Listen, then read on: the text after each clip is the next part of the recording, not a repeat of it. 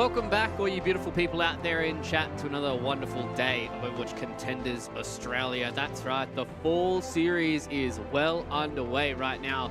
We've already had our first week of competition. Now we're going to be jumping into the second week. That is right, another Wednesday, another day of Overwatch as well. Kev's back by my side one more time here, buddy. Kev, how was your week off, mate? Or less than a week, 6 days, 5 days? Just plenty of casting. Did some more OWL, getting through the knockouts. It's all about brackets. We're knocking people out. We're knocking people here in Contenders as well. Talking about fall. Plenty of teams falling out. More. Is there more today? We doing more knockouts today or no? It's upper bracket. I think it's all upper bracket. Okay. Day. Well, we get to see them good games and good teams, good games. Yeah, exactly. So we get to stick to our upper bracket matches today, which is all exciting. But when we do get to those elimination matches, that's when I'm starting to lick my lips. So let's go and have a look at this bracket and see how it has panned out so far here in the fall series, ladies and gentlemen, because it has been I would say a turbulent time for us with some of these matches, but it seems like right now we have corrected ourselves. We are back on the right trajectory when it comes to Overwatch Contenders Australia. Our top 6 is looking like this: Honeypot, Quetzal, Miku Fan Club, Ground Zero Gaming, Ord R, and Mud Dog is going to be our 6 teams that round out the fall series. But no surprises. I think, typically we very rarely get surprises in Contenders Australia.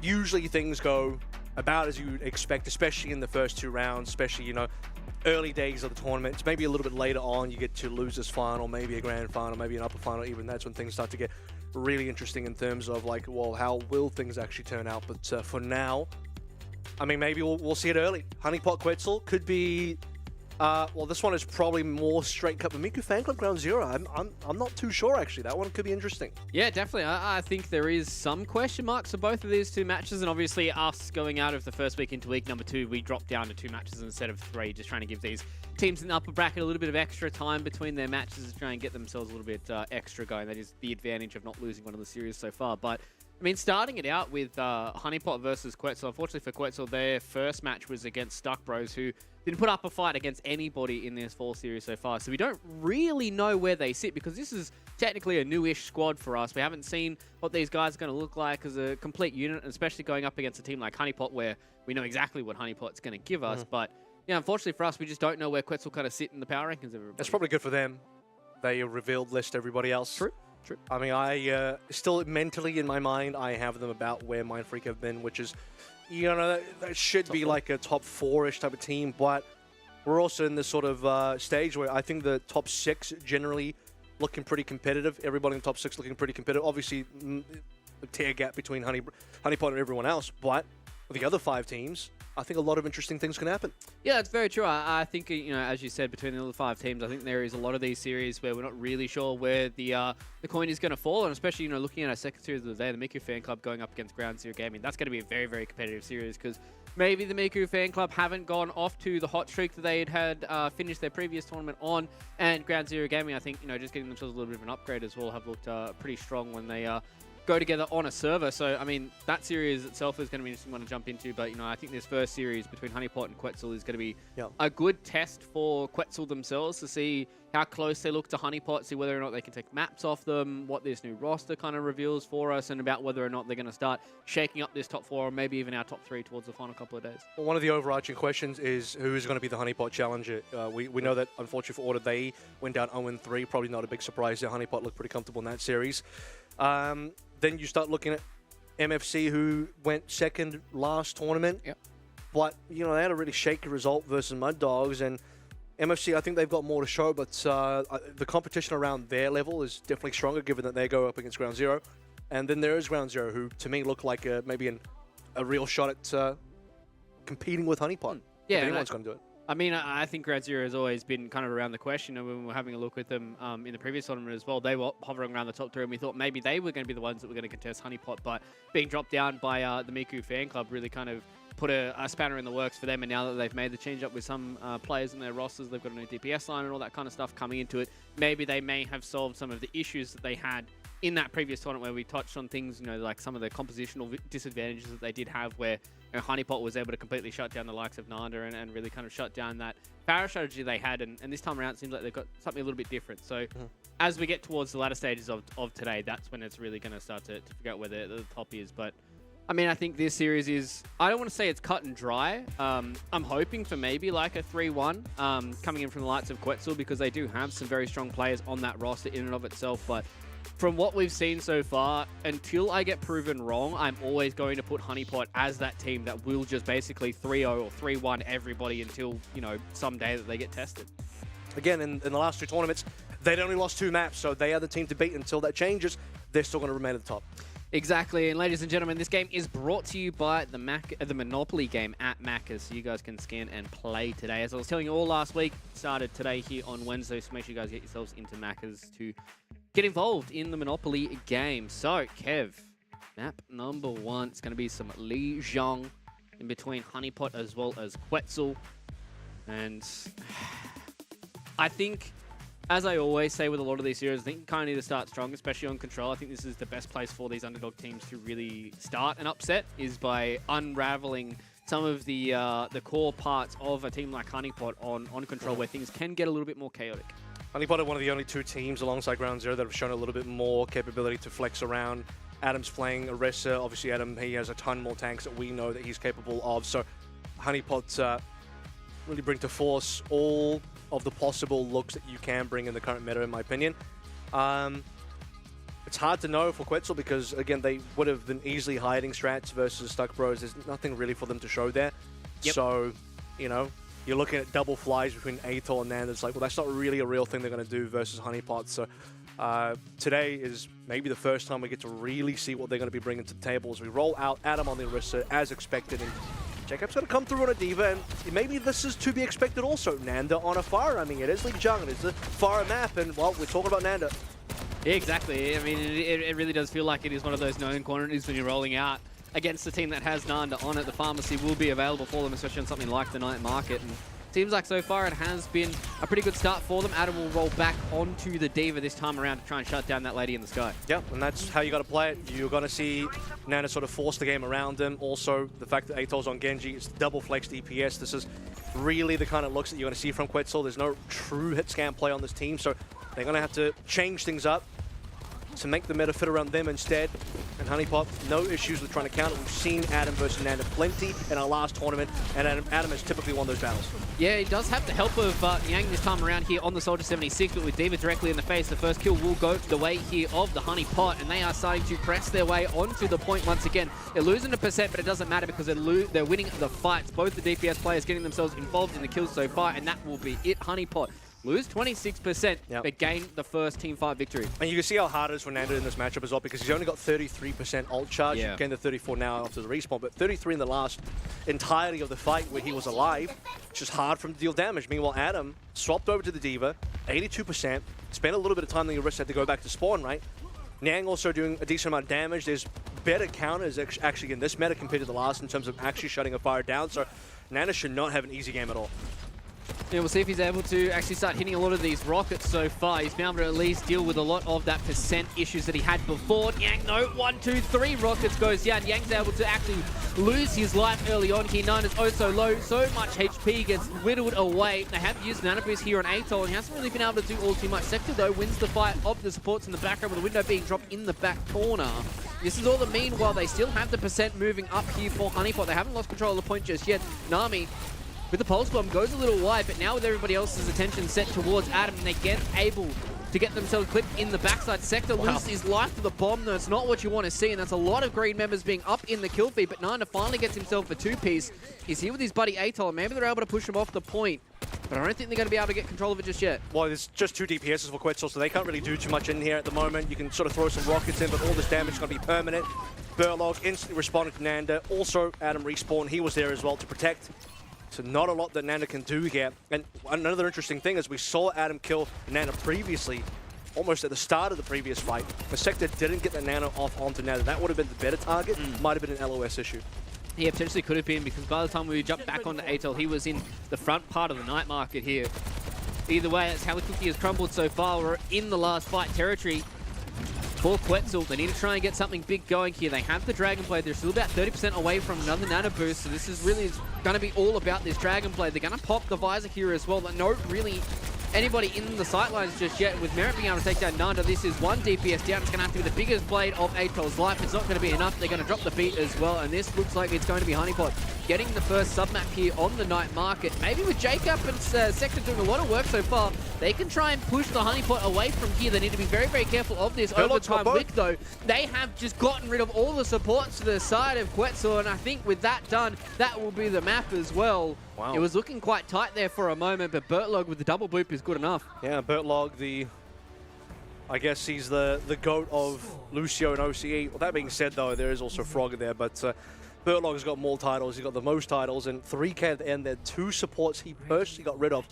And he killed Nanda as well. Adam did his job. He ate a bunch of the pressure. Caught by the Baronade, expecting him to go down there. But you can just see how hard it is for Nanda to play again, because you've also got Merit on the BAP.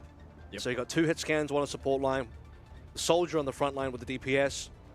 Adam, who specifically is one of the few divas that can just fly up in your face and solo kill. It was kind of like a 1v2 as well, when you consider that Nanda's always going to be pocketed by Numa, and Adam will still out-damage that healing. And as we head into Garden, it's mostly going to be the same comp out of Quetzal, but they are swapping over towards Azario. ATOL should be getting off the sim as well. I don't think the sim really works in this comp, so I'd be surprised if he really stuck around on it, but it seems like he will. Yeah, it seems like maybe ATOL's going to try and put a little bit of pressure back onto Adam this time around, with double laser beams coming in from the tank as well as one of the DPS. Trying to get through that defensive matrix for now. Honeypot, though, they're the ones with the first bit of positioning. They're going to get pushed back here all the way towards the white room.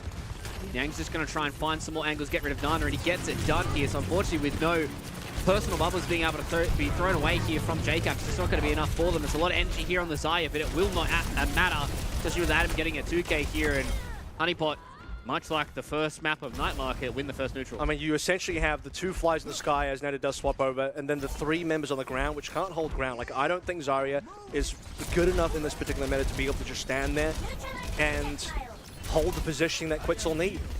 And so you have the Symmetra that will just get run over. And this is what you need. You need to start swapping players off.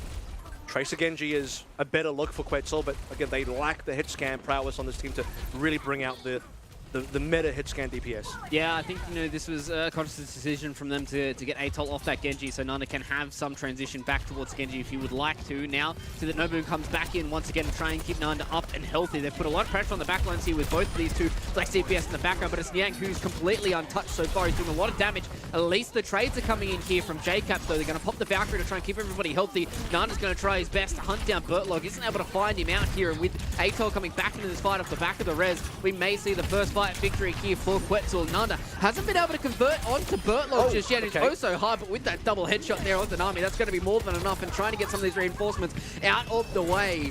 Honeypot have done a good job to stick some more percent here, though, Kev. 60% for them unanswered.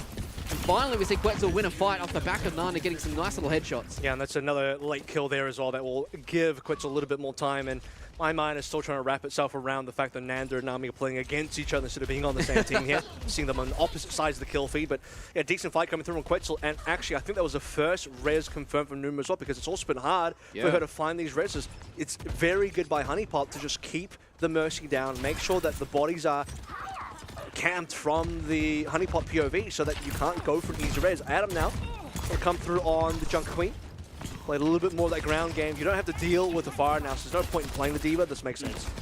Yeah, it's just good transitions all in all here from Honeypot's side. They've got 4 big ultimates they want to try and play around with here. Nyang's going to go directly in the background, just gets on top of Sector and goes down. The Dragon Blade here coming in from Nanda as well hasn't been able to convert onto any of these members. And Quetzal, once again, both their support players have just been eviscerated by Honeypot as they walk back in, free as you'd like, and just take control of the point. They take control of the team fight, get rid of ATOL as well, says Nami, and he will claim the scalp of Nanda as he goes in and out. And they didn't even get back to parity as well. And that could have gone better for Nyang as well, but I think he got heavily damaged by the end of the self-destruct and then just cleaned up. So if Nyang doesn't die, that would have been even more one-sided for Honeypot. But Nyang did his job. He got his 1-for-1. Took Sector down. Sector got whack, and I just don't know if Sector had any utility available. I imagine probably should have, but still died anyway.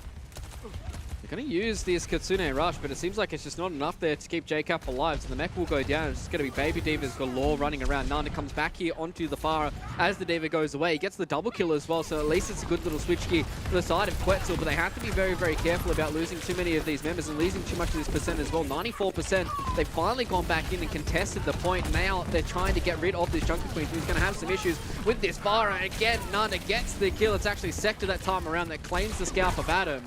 And they did enough to at least hold on to the 99.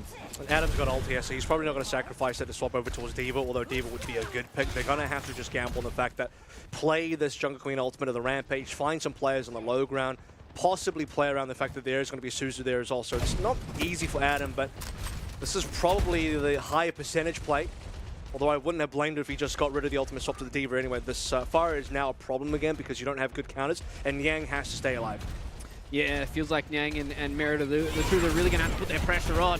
They're going to throw out a pulse bomb here towards Adam. Doesn't really collect all too much onto him. He's about half HP, so he really wants to try and find a Rampage. Collects onto Sector as well as Jacob. And speaking of, as you said, Sector uses that Suzu, and it will not matter. They at least get one kill in the trade response, though, from Nanda. And he loses his life off the back of Nyang throwing in those Helix rockets. And we said that Nyang needs to be the one that stays alive, and he is going to stay alive long enough to get the kills that Honeypot need.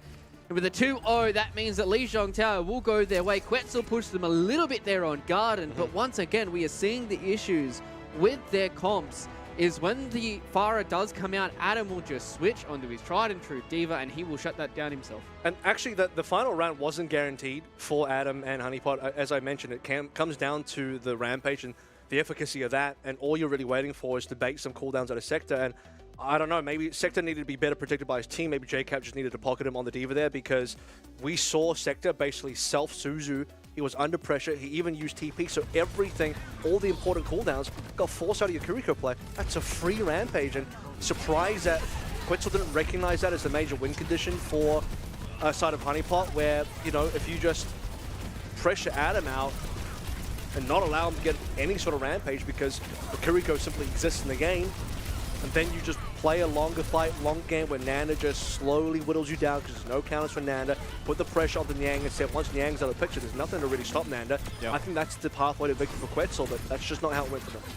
Yeah, and especially with the pressure of the 99 as well, they really had to play that basically perfectly. There was no room for error for the side of Quetzal, and unfortunately for them, there was just too much percent that we got built up by Honeypot. And I mean, they've at least pressured them. You can see the mind games that they're having with both these two compositions going back and forth about whether or not Adam is going to be able to be on the D.Va, whether or not Adam is going to be able to deal with this Pharah in the sky. And Nanda does have some free moments here and there, but also the big thing for me is the fact that if Nanda is a little bit unchecked, as long as there is at least one member from Honeypot that is paying attention to the Pharah, he will not go completely free, I think.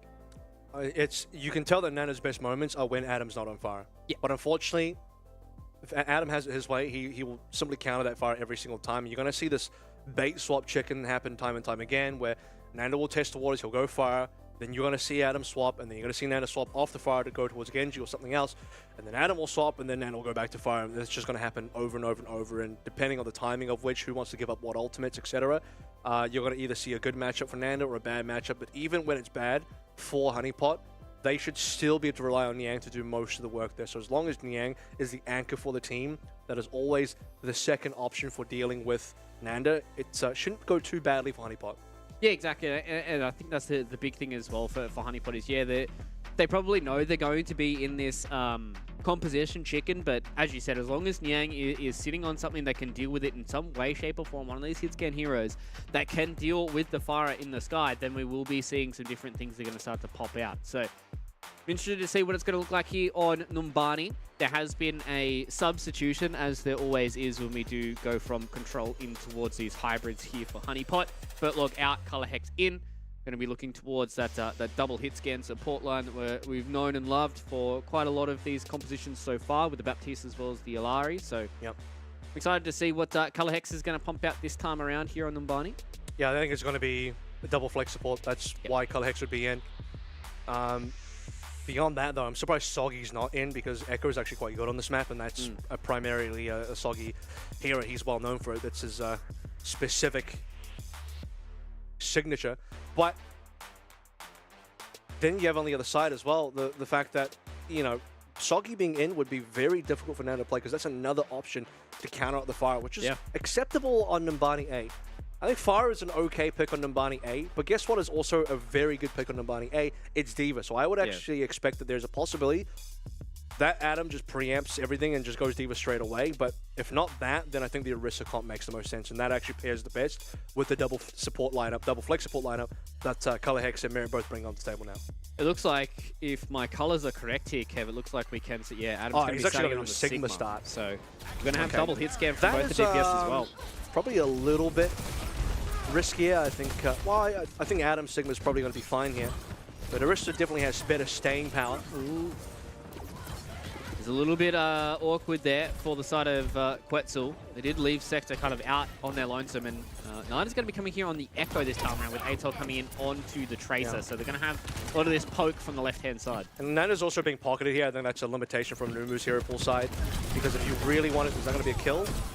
Oh, it was Atol who was able to convert there on Niang. I wasn't quite sure if that's where all the stickies did go as well, but with the first kill going the way here of the attackers, it is very easy for them to try and take control of this point. So I was going to say the more ideal, optimal thing to do would be to have the D.Va and then double flex and have Numu on something like a Lari here. And you bat instead. The only damage from Nando is Sector. That's what I'm saying. Like, Echo is very good on A. Yep. Very good across the bar in general. We've already seen how strong Nanda's been on these flyers, getting very, very close to a duplicate right now. I'm going to try putting the pressure back onto Color Hex as well as Merit. Merit's going to power jump out of there. Nanda's going to get oh so low, but with Niang dropping down to the low ground, Atol cleans that up, and that's just going to be A as quick as that. I still would have expected that Adam would have gone D.Va for A, given the strength of D.Va on A, but they wanted to play. I think they didn't respect the fact that Nando was going to come on a flyer enough. Because I expected Nando to come out probably on a fire, but the Echo, as I mentioned, is also a really good pick. And coming out of the Sigma puts you at massive risk towards that. It means that Niang has to do the majority of the work, and maybe the support line has to do a lot as well. But straight away, it's a 5v4. Quetzal just came on, dumped down a player. Yeah, and with that, it was all too easy for them to just constantly just chip away. And I really did like the calmness coming in from Quetzal, but I did hear a nano boost that goes out here onto Nanda. He's holding on to this duplicate. We do see the Captain Sun go up in towards the air here from Kalex, trying to get away from Nanda, who is up in his space. Unfortunately for Atol, really doesn't do much there with the pulse bomb, and Nanda loses his life there to Adam, who once again has been a thorn in his side. No matter what you get, no matter what you are, Adam will hunt you down, and Adam will get the kill for you. That is not what you want to see if you are a Nanda fan. It was Adam killing Nanda 3 times. Yeah. It was really funny. As he now goes up to Genji. That's what I'm saying, right? He'll go towards Genji, then Adam will swap off, and then he'll go back to a fly, and blah, blah, blah, blah, blah. That's how we're going to play this game. And I'll see how long Adam stays on. To be fair with you, Adam can still do a lot on D.Va. Given that JCap is not forcing anything else, a D.Va mirror is absolutely fine. Beyond that, I think Honeypot's comp is still better because they're running double flex support. D.Va double flex has been a common comp we've seen in the past. Oh! Okay, it's 2 structures, but yeah, 2 structures. You almost got baited like I did. Either way, Nami's going to answer in kind with a pulse bomb there onto Sector, who unfortunately just has been kind of left on an island. Speaking of left on an island, Nomu goes down as well. She's not really able to do much so far here for Quetzal. The bomb will go onto Nanda's head, and he will say bye-bye. Looks like they are just trying to reset anyway, so not trying to lose too many members at this point in time for Quetzal. They just haven't been able to gain control back off the payload after that initial A take into a first push. And well, the A take plus the subsequent snowball was all off the back of, I think, a mismatch in composition where Honeypot came out thinking they would get, I don't know if I want to say an honest matchup there, but it just wasn't going to be the case. You were going to get beaten down with the flyer. And Honeypot went ready. They're holding really far forward here, which they do have to be a little bit careful about Atol flanking. You can see Nami's silhouette on the right side as well, so he has to be the one marking Atol. You can hold forward as long as no one gets into the back cap position. They are doing a really good job of just setting themselves up in the right position to be able to hold whatever angles they would like. So it looks like the go button has been hit here by Quetzal. They're going to pop out the Valkyrie as well. Everybody's about at half HP though. So nice little bio nade that goes down onto Merit and Yang in the front lines. They haven't really been able to do much else when it comes to the damage though. The Captive Sun goes out, but Nanda goes in, double dash for the swipe, gets the second kill as well with the Dragon Blade, wants the third. Hasn't been able to commit onto Merit just yet because he's still oh so healthy and he wins the fight. Merit says, see you later, Nanda. This is my highlight reel, but it's all about Nami, who gets rid of everybody else from Quetzal. And that's the thing about Honeypot, right? They recognize there's a Nanoblade and Genji there, but no point in doing too much about it. Throw the rest of your members into taking down Quetzal's backline. Target everybody else except for Nanda. And Nanda got a couple that he nearly made a heroic play, but the Nana runs out. Merit's able to win the 1v1. The Brig comes through for Numa now, which is an improvement on the comp. I think Brig Ana is, if you're going to be playing mostly a dive, which they are, that's going to be good. All right, bomb goes up once again. It was the Immortality Field. That's all they collect as well. Pulse Bomb goes on to Nomu, so they go down once again here. But now finally Atol's starting to light up the kill feed as well, getting the kill there onto Adam. But it's Merit once again who just wins the fight. Merit is having such a good series so far. Wow, he's got 2. That's a 2K.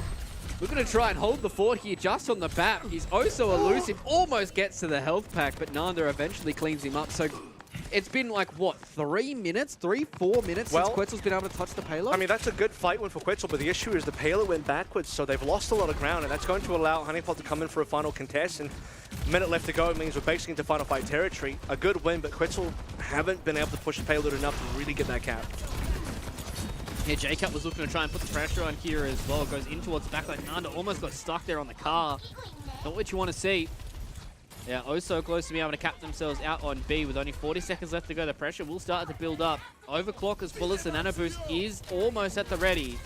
Just going to drop the window nice and early here from Honeypot. They want to try and see if they can get themselves an early start because with only 28 seconds left to go, it's going to be hard to go. Now, the overclock's going to come in. Gets one down onto Merit, looking for the second. Yang goes down to JCap as well, but Adam's going to come out here onto the point. The Baby Diva's going to hold the fort for as long as she can. But it's not going to be enough. So finally, Quetzal, they win the fight here on B, and we will see more of Numbani. I actually think maybe the window should have been held a little bit longer by Merit. You want to try and have Quetzal make the first move in. It's still too much time remaining where if you drop the Ant Matrix too early, Quetzal just respect it. They don't push into you. They wait for it to go away, and then they come in afterwards. And Honeypot haven't built the required ultimates. And Color Hex didn't quite have the Captive Sun, which would have been the potential for a bit of a turner. Ooh. Adam getting the snipe there onto Atol is a nice little start here for Honeypot. If they're hoping to try and stop this snowball, this is the perfect way to do it. And I think C point with its geometry is much better for Orisa than Diva. Beyond that as well, because Numa's also swapped over towards the Brig, and both these plays between Nanda and Numa have ultimates, it's going to be difficult for Quetzal to go back over towards Fire. Plus Fire, not very good on C. So with a limited amount of time remaining, I think Honeypot have put themselves in a very good position at the moment. They do lack some ultimates, but Quetzal really only have one good fight. Ooh, Adam got himself slept there a little bit. The Pulse Bomb goes a little wide there as well. Hasn't been able to find Sector, who is now trying to build towards his Nano Boots. It's only 99%. You hate to see it. Color Hex gets one back, and Atol's starting to light up the kill feed here by themselves on the Sojourn. No D-Mech on JCap though. If they got the D-Mech on JCap, I think Honeypot win that flawlessly, or near flawlessly. They would have pushed back, they would have had a reset. There's no reset on Quetzal, which means they actually got some payload push during all of that. Yeah, they're up and around the corner now as well. They've still got a few of these ultimates to play around with. They've got Nano Blade to play into. The Terror Surge is coming up for Honeypot, but they don't have anything else besides that. So this could be a good spot for Quetzal. They're going to go in. Nano Blade at the ready. Slices through on a Color Hex. Looking for the second. The slide away comes in from Merit, and they've been able to deal with the structures at least, but Nami gets rid of Nanda. It's everybody else, though. That is the issue here for Honeypot. They've lost Adam a little bit earlier on in this fight. Yang comes in with a big rail to take down Sector, and this is the overtime, so they need these fights to go their way. Nice little play from Yang to go underneath the payload to get the D-Mech there onto Jacob, who's not going to have a fun time in the Baby Diva form. And Merit, once again, the double kill on the BAP, and Honeypot hold on. Adam or not, doesn't matter when you've got Yang hitting shots like that. Yeah, Merit's had a hell of a map so far. But everything's still roughly coming online at the right time towards the end there. You needed a bailout option for the side of Honeypot. I think even if they didn't use the window, you can still back up. Payload wasn't quite at the end yet. I could still see one more respawn wave for Honeypot for them to get a good contestant, but you would have to allow the payload to essentially get to the end of the map, which is a little bit dangerous. Given that, though, payload still got good distance. I think one of the pivotal factors was the fact that on C itself, despite kind of soft losing, Sector dies to the Captive Sun, but they trade. Respawn favors Honeypot. Jacob was on about 1 HP, but as I mentioned, didn't get D-Mech. Because no D-Mech, no reset, that got them the extra payload distance. And that extra payload distance gets them roughly around the corner. Yep. So that's not bad progress, because otherwise I think payload would have had significantly worse progress. And now it's suddenly a little bit more defendable for Quetzal. As we look at defensive comp is, again, slightly on the lacking side. Everything is fine, but I think the hard pocketing Ananda is... You're missing out on the extra support utility when Normally in this sort of situation, you'd be playing D.Va double flex, but again, limitations hero pool, plus I think just the fact that you want to put as much resource in Nanda as possible is what this is going to be. Given that Honeypot are on the attacking side, though, once they recognize the comp, Adam can make a swap. Yeah, and that's the big positive that Honeypot can play around with here is they're going to be able to be one step ahead when it comes to the compositional Scissors Pepper Rock. JCap wanted to try and get a little bit of he saw the early damage. So he knows the echo's there. Let's see if they really want to force the Sigma or not. They're going to have to go top left on the Sigma comp.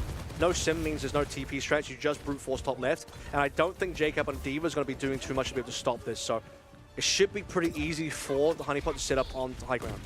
Yeah, they've been able to freely get up there. They haven't really had too much contention go in. I think the biggest thing for me was Colorhex went around the outside and was able to deal with the turret nice and early on from Atoll, and Yang just absolutely eviscerates Nanda. He was there and he was not anymore. Should be a res, surely. Now with Nami coming back in, he's able to get rid of a lot of that HP, and now Yang gets rid of Nomu. It looks like maybe that Nomu was going in for the res at that final moment, but the Helix Rockets was there in time, and Quetzal, he thought they had a fast attack. Honeypot says we can do it quicker. I think Numa was pocketing Sector, didn't really have anywhere else to go. I'm trying to figure out where Nanda died, because I imagine if Nanda died close to that high ground, you could sort of hide, but maybe it was just too difficult for Numa to fly across. In any case, losing Nanda early, Niang already set up there. That's just a huge setup situation for what is a giant poke composition on high ground. And yeah, I mean, Honeypot don't have to do anything special. Versus a D.Va, you can easily bully the D.Va out and get the free setup. Versus in a wrestler or a different composition, that's a little bit harder.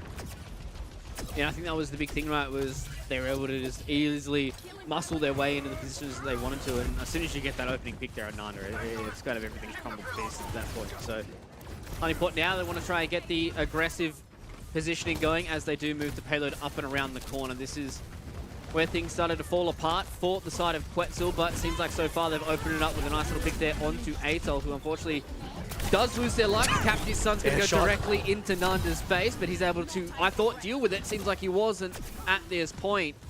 Nomi wanted to try and go in there for the res, but with the camp of Colorhex, that's good enough. You could see that Nanda thought he was going to live because he didn't use the duplicate, because that would have been how you save your own life there. Also, good targeting of the body there, because you have Colorhex instantly diving on Nanda to make sure that Numa wasn't going to get that res, or diving on Numa in either case. But another cap. Yeah, straight away. No fights. I don't think anyone's even died on any point on this attack. Yeah, I think you're probably correct in that summation there, Kev, because it seems like so far that Honeypot are completely freely riding through this map, and they have not really been contested all too much. They haven't had to use too many of their ultimates. They've only used a Captive Sun at this point. Everybody else is still holding on to theirs. And the fact they've gone through B with 5 minutes, 30 seconds left to go, this is going to be the artillery that's going to come down. He gets the kill there onto Nanda in the air, who unfortunately still is holding on to this duplicate. That's 2 deaths now without using it. And yeah, he should have saved himself there. And there's still not going to be a res because the corpse is well covered. Nami saved. Here come all the ultimates now. There's no ults on the side of Quetzal. Jacob's had a late swap here. I think the Nana did come through. Not even sure who that went on towards, but I'm pretty sure it's over at this stage unless something can happen. Oh, he just gets the touch there from Nanda to be able to touch the payload as the Sigma, with Colorhex going in, taking down JCap. They're going to have to be fully reliant here on Nanda in that duplicate. It will not matter. Colorhex goes through it, and Honeypot goes through Numbani in basically record time. They did not stop that payload at all, and I thought maybe Quetzal were going to be able to put up a fight, but as soon as that defense got broken on A, they did not recover. So their comp doesn't allow them to hard engage on anything, because you saw the entire Quetzal defense was them slowly losing ground, slowly losing the poke damage. It's 4 poking members hiding behind a Sigma shield, maximum range output. Numbani across, especially B, is just all long sight lines once you get around the corners. So what are you supposed to do if you're Quetzal? You have to find an angle to actually have it engage. One of the few ways you do that is Nanda has to dive in deep, instantly duplicate, and set up a fight and allow JCap to also dive in there, have 2 tanks in the front line if you're going to copy the Sigma or whatever.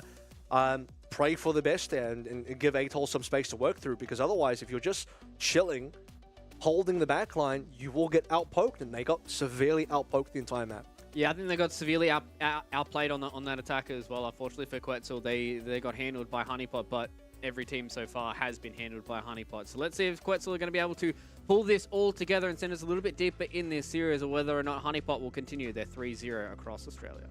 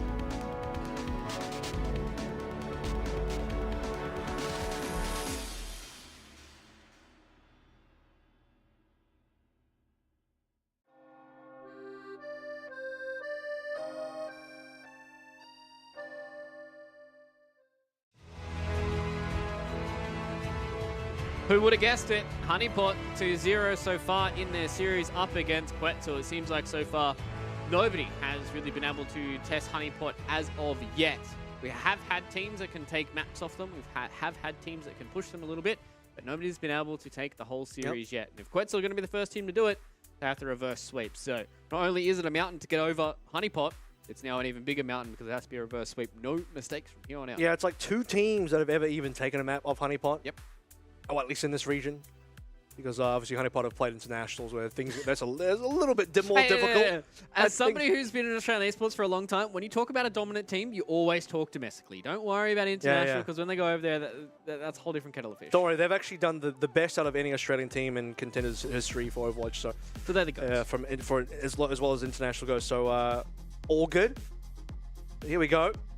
Survasa, our first time on Survasa. Yeah. Hoggers. Very excited for Survasa. Get to see what it looks like, what it feels like, what it sounds like, what it tastes like, how it plays. What it smells like. You got to go through all the senses. Could you imagine? Do you think that's the next step in esports is having like all senses? So, have you ever been to one of those 4D cinemas? Yeah. I'm going to say, I don't enjoy them. I think they're a gimmick. It's not. But could you imagine? It's not good. I don't Could like you it. imagine going to an esports tournament and smelling? I don't want to smell esports people. I think that's a bad idea. No, not the esports people. What the game would smell like? Because could you imagine what this smells like right now as you're going through this giant hall with all this cool stuff around? There's like just random bits and bobs, there's spices and stuff. Plug me into the Matrix. I'm not talking VR. Just stick the thing straight into my neck like in the movie and just like transport me into the world, okay? If we're gonna go the thing right into my neck like the movie. Yep. That's your best line. If you haven't seen the movie, you're scared for me right now. If you have, you know exactly what I'm talking about. So if you haven't seen The Matrix, I don't know what to say. Either way, we're going to be here on Survasa. We're going to be seeing what these compositions are going to look like. Relatively similar. It's just the Genji in change for the Bastion. Which again, because Nami hasn't been subbed out this whole time, right? So they're really wanting to play double hit scan if you're on the side of Honeypot. No Soggy to bring up the Genji today. I actually quite like Genji on this map. I think Quetzal with the Genji have got a really good comp for this map. Yeah, it seems like they've got themselves into a very, very good spot to really be able to throw some shenanigans the way here of Honeypot. And speaking of the flashpoints, it is hard for these underdog teams to get on top, but it is not out of the realm of possibility so far. Nami is completely untouched, and everybody gets eviscerated from the side of Quetzal. The one-fight victory here on the first flashpoint. Yeah, well, there was a couple of kills back and forth. Now it's going to swap now. This is interesting. Again, like it's the one pick that I thought was going to really be a difference maker. He's going to get off the Genji for Hanzo, which, I mean, it's just, unfortunately, in this matchup, it's going to be a worse Bastion. Because the raw damage output of the Bastion is going to put tons of pressure onto JCap. Yeah. Yeah, I don't think it's the right swap. And especially into the Orisa as well, it's not like you kind of have that hectic headshot percentages up against the Orisa, so it's going to be hard for you to take down Adam, who has just been a nuisance so far, and Nomu just had nowhere to swift step, and that's just an instantaneous retreat coming in from Quetzal, and probably the flashpoint as well. It's just inconsistent damage. Yeah, at this stage, 80%, it's gone. We're on to the next point already, plus late deaths. There's no way, even Storm Arrows, you'd have to hit all 5 headshots, but you're just not, because it's very hard to be consistent on a Hanzo, even for the best Hanzo players. Jacob's going to go over towards the Jungle Queen, which is fine. But that just says to me even more that you should probably play the Genji, because if it was, you probably shouldn't be on the Sim anymore. But, well, actually, no, the Sim does make sense. Keep the Sim because you need the TP pressure onto the backline of Honeypot, but you need the hard engage value that Genji brings to the table, which Hanzo's not going to give you. Yeah, who knows? Maybe some sneaky little headshots can make a highlight reel here for Nanda, but as you said, just inconsistent damage in comparison to the Bastion is going to be hard for you to get these consistent pokes going through, and you are really kind of relying on some nice little headshots coming in from Nanda. You can see that he's gone for this little awkward angle, and now Adam's just going to stand here on the flashpoint with the Terror Surge. They walk in and die! Come on, they had all that time. They saw the Terror Surge. Adam channeled it for like forever. He was sitting there for a while, I'm not gonna lie to you. Did they just expect him to pop it a little earlier and just try to greed a little bit by being on the edge of it? Maybe, but they just greeted. I think you just walk away. Like, I can see I can see what Quetzal's trying to do. You want to continue to rush on the higher ground and force a fight on the high ground where, you know, at minimum, Honeypot will have to concede the space to you, but Terror Surge really puts an awkward situation on Quetzal. Now the artillery is going to go out. It's going to force them away from this little central area. It doesn't really do all too much for them, but with Atoll just getting laser beamed down by Nyang, who's put up his own photon barrier, and Jacob, unfortunately for him, he's just standing in front of everybody and just goes down. At least the Dragon Strike was able to do something against Bertlog, but unfortunately that is going to be all she wrote here for Quetzal. Yep. Kev, I don't want to ask the question again. How many kills have Quetzal gotten in these last two flashpoints? I would say a grand total of like 3? Yeah, that or less. I think Bertlog's died twice. If I would have to. I think there are definitely a couple of deathless players on Honeypot, let's put it that way. So it's just pure domination once again here, and it is so hard for Quetzal, and you know, obviously going into a series like this, it is a hard task in and of itself, but once again we are just seeing Honeypot walk towards the side of Quetzal. They go in with the beat as well. They're going to go into the turret form and just eviscerate everybody. Honeypot are just gliding up the kill feed like it's their jobs, and this looks not even close, Kev. They're not even rotating onto the next point. They're forcing the fight earlier. And then as the flashpoint timer goes down for the actual unlock as we head over to Temple, then they're going to be there early anyway. So, you know, they fought off the point before Palace even capped out because they knew they were going to just take it. There's no flankers on the side of Quetzal anyway. So they had that under lock and then just, yeah, force an early fight. Now they're straight away there. Adams, he didn't even need it. I don't know. Oh, okay, they're trying to TP. I see what they're doing there. They're trying to TP it forward. That was kind of cute. Rampage goes in onto Adam, so he's at least in trouble for now. So they get rid of the pesky tank for the side of Honeypot, but can they kill everybody else? They've lost Niner on the backlines here, thanks to the Yank coming in with the laser beam, and Jacob gets the kill there onto the Symmetra. So maybe this is where the fight back starts here for Quetzal. They're going to come in, looking to try and control this flash point, but it's Nami. Gets two done with the turret form, looks for the 30s. Oh, so low, probably won't win this fight here against Jacob. They haven't dealt with the microwave just yet, so with two remaining members, Quetzal get it done. Well, Nami still delays things significantly, forces some respawns there. And here comes Adam again. It is barely a cap in. I don't know if Honeypot really want to force this. No, they do. They're going to throw everything in. Yeah, they really want to try and commit here and get themselves the team fight victory as they have control of the flashpoint as well. They're going to drop the beat, so they want to move forward with these members they've got. Immortality Field's going to go down. The artillery comes from long range. Coming in here from Nami. Wants to see if he can squish some members. He squishes out onto Sector. You hate to see one of the supports going down early on here, especially when Quetzal is still holding on to this flashpoint by their fingernails. Maybe this is the fight that they can hold on to it. No, so far Honeypot have slapped them down. They've taken a DPS, they've taken a tank as well. Ninja's getting something done here on the May, but with too many members going down, it is not going to be enough to hold on. Yeah, great respawn. And the only reason we're in the situation where Quetzal are leading not for long, as Honeypot will overtake now, is the fact that Honeypot probably overstepped in trying to make that cute play happen with the TP Terror Surge and put Adam into a weird space. We got caught out by JCap. But as Honeypot have stabilized, they've easily recovered. We're on to the last fight now because this point ticks up damn quick. And Quetzal, good news is they have ultimates. They probably need a lead with a Rampage, if anything.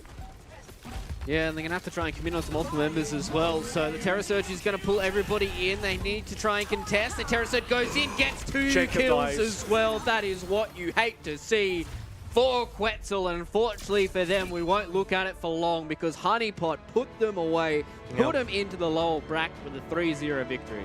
First time with Saravasa, you get to see 3 points, 2 of them. Luke, we'll have to figure out later down the line. We'll see what they look like, really. Yeah, Quetzal didn't get a good look at them, that's for sure. And what a final engage where Terror Surge ends it with another double kill and Adam just, it's OT, it's about to be OT. He knows the touch has to come. He knows the entire Quetzal squad is stacked into one angle because they're playing a Queen comp, they kind of have to be. So you just Terror Surge the entrance and it's like, well, do you want to touch or not? Yeah. You want to touch, you got to come into the Terror Surge and gets a double kill. Yeah, it's so crazy when you look at this Quetzal squad. And they're all fantastic players in their own right. But Honeypot, the way that they play in this region and the way that they are such further ahead than everybody else in this region is a testament to how strong they are in comparison to everybody else. Because, like, going into this, Quetzal, they are a very good squad in and of themselves, right? But Honeypot just makes everybody else look such a rung below them that they are oh so dominant in a series where, against most of the other Australian teams, Quetzal will probably be very competitive. But that's what I'm saying, like there's a tier gap, and then the other 5 teams will probably be competitive.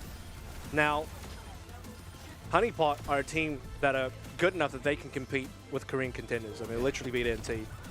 They did okay versus Rhodes. You know what I mean? This is a team that is actually like of international quality. Unfortunately for the other 5 teams, they're just not going to have that level of quality in terms of their play quality, but also cohesion. Some play quality is there. I think Ground Zero has some good play quality. But you look at this team, another issue I have with Quetzal is, as we've really discovered over the course of these 3 maps, they have gaps in the hero pool in terms of the compositions. I question some of the choices they make.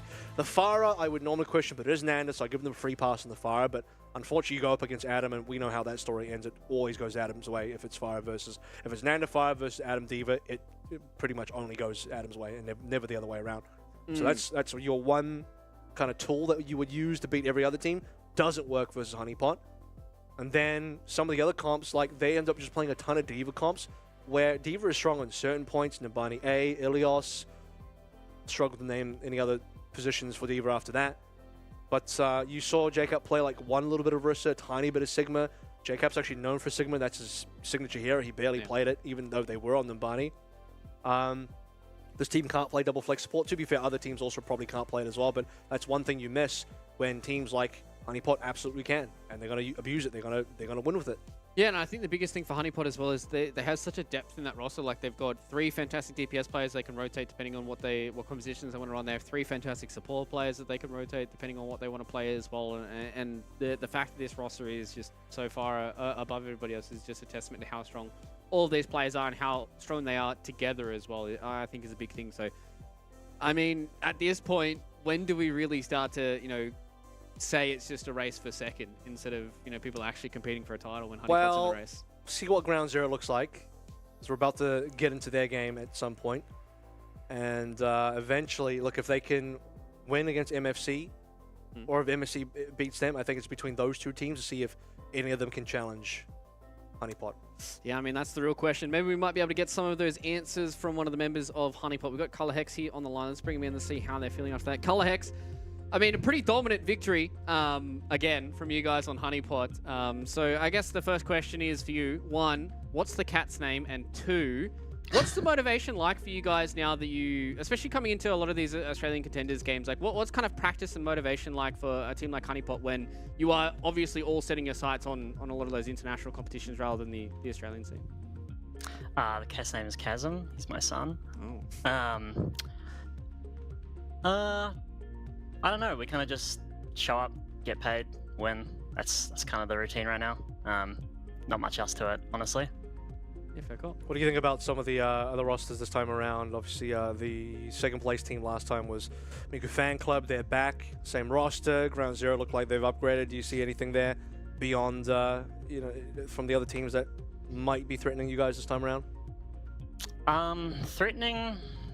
I don't know about that, but Miku Fan Club is definitely a contender. They're really strong at what they do. They got a really strong team identity with like the Romani Queen and their DPS being quite flexible. I don't know. We'll see. Grand finals come around. We're not too worried. How's the team sort of shifted and evolved with the addition of new members coming in?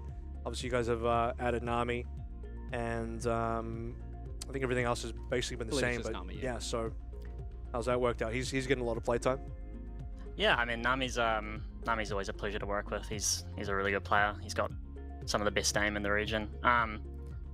Soggy kind of had to take not a break, but he's been busy with work, so we've kind of been balancing playtime between the 2. I don't know, it just rounds out our roster even more, I think. Yeah, I mean, I don't think you guys needed any more rounding considering how strong that you guys have been so far. So congratulations once again here, Color Hex. You guys are moving forward up in the upper bracket. So I'd imagine we're going to be having a lot of these conversations to you guys take out the title. So enjoy your day. Thank you. You too. Cheers, mate. Bye. Yeah, I mean, that's the question that we've posed to a lot of these teams. I mean, a lot of the tournaments that you and I have covered, Kev, there's almost always a clear first team, and it's all about, kind of the motivations for them so far. And I mean, they had a pretty good performance internationally. Now coming back to another Overwatch Contenders Australia, it is kind of hard to keep the gears turning, but it seems like so far they're more than happy to just rock up, win some games, and get paid. See if anyone on the other side can really do it. I mean, Color Hex is specifically talking about Miku Fan Club there, and I do think the Queen lineup is strong. Like, that's real big strength. The Romani can absolutely one-trick that comp the entire way through this tournament.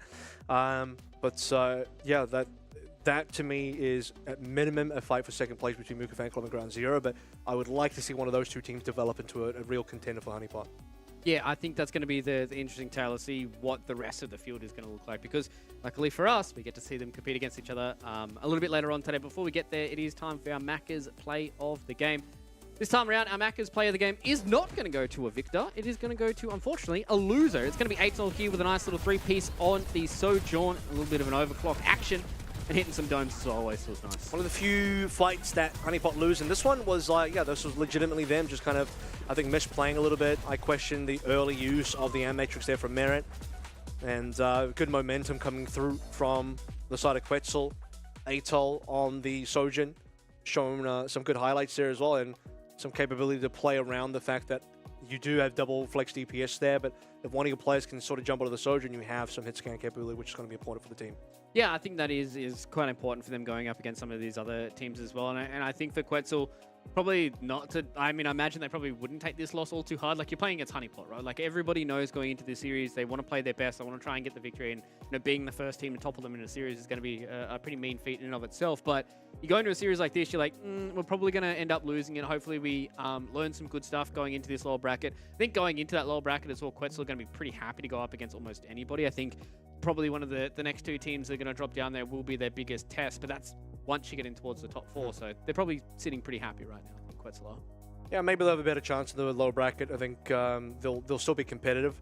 Only room for 4 teams in the top 4, though, and I think at minimum 5 teams are competitive.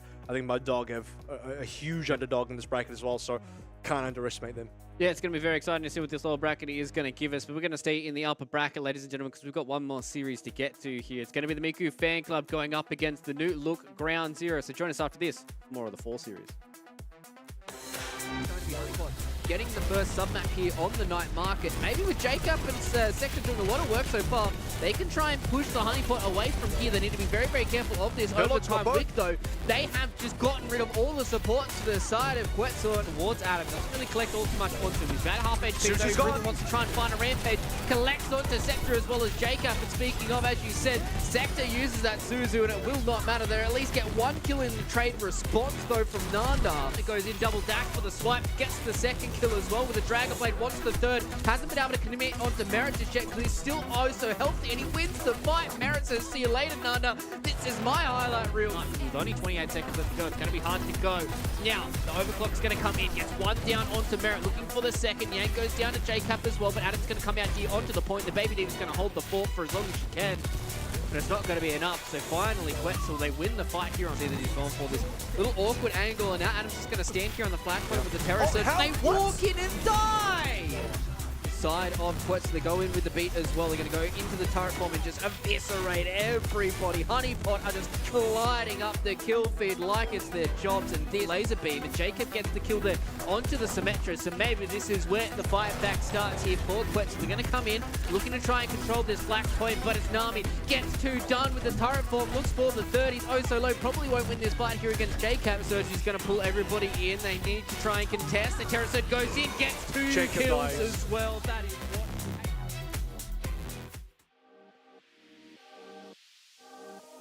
Hey, I'm Adam, and I'm from Team Honeypot.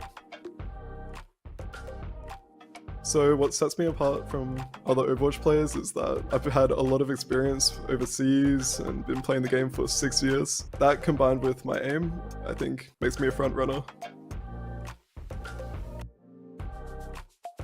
One of my biggest inspirations in the Australian esports community is Smash. He used to be my teammate, my team manager, and then he turned into a caster for Contenders Australia. He taught me a lot about life and to never give up and keep going forward. My go-to Macca's order is the spicy nuggets meal with a frozen Coke. The spicy nuggets are only around a few months of the year, and they just hit every single time, every year. Mick delivery is now on the My Macca's app. How I deliver under pressure is by listening to music before the games, and then any break we get, I'm just controlling my breathing, you know, not stressing out. My nuggets of advice for people to go pro is by watching better players and analyzing what they do, but also going into your games thinking you are going to lose some practices, but as long as you learn something from it, it's okay.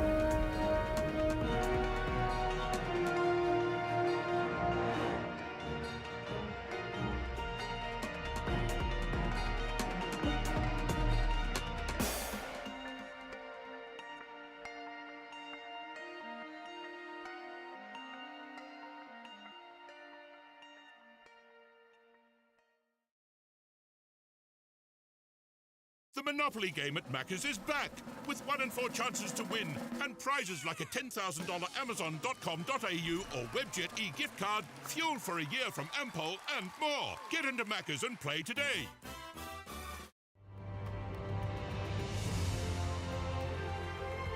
Welcome back, all the little gamers out there in the world. Tonight we are into our second series after the first one was inevitably a 3-0 in the way of Honeypot. But now we get to see what the rest of the quote-unquote top 4 is going to look like, because we are still in the upper bracket here for the 4 series. So I'm basically giving these guys top 4, especially with the Miku Fan Club and Ground Zero Gaming going head-to-head here. Yep. Two teams that we're probably going to be expecting to see here on the final day of the 4 series. I think these two plus Honeypot will be a pretty safe minimum top 3. Yeah.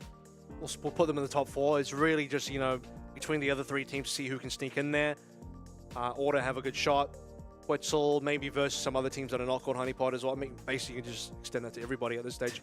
But yeah, I think we're looking at the other 2 teams that are safely among the upper echelon. So that's what I'm expecting here. But it's hard for me to say who's going to come up better, because they have very unique strength. I think Miku Fan Club, they're a more cut and dry team in terms of Romani's going to play the Queen. We know that. Yep. Ground Zero have more that they can show, but can they get past the Romani Queen? Because if there is a player that can seriously one-trick something to success, it's been Romani playing this one here. Yeah, I think Romani has really been a standout for the side of the Miku Fan Club, so I'm excited to see what they're able to bring. And also, you guys at home are well aware by now that this game is brought to you by the Monopoly game at Macca's. Scan and play today. A lot of prizes you can win as well. And these players are also playing for some prizes in the monetary sense, that they are looking to try and get themselves some prize money after winning fall series.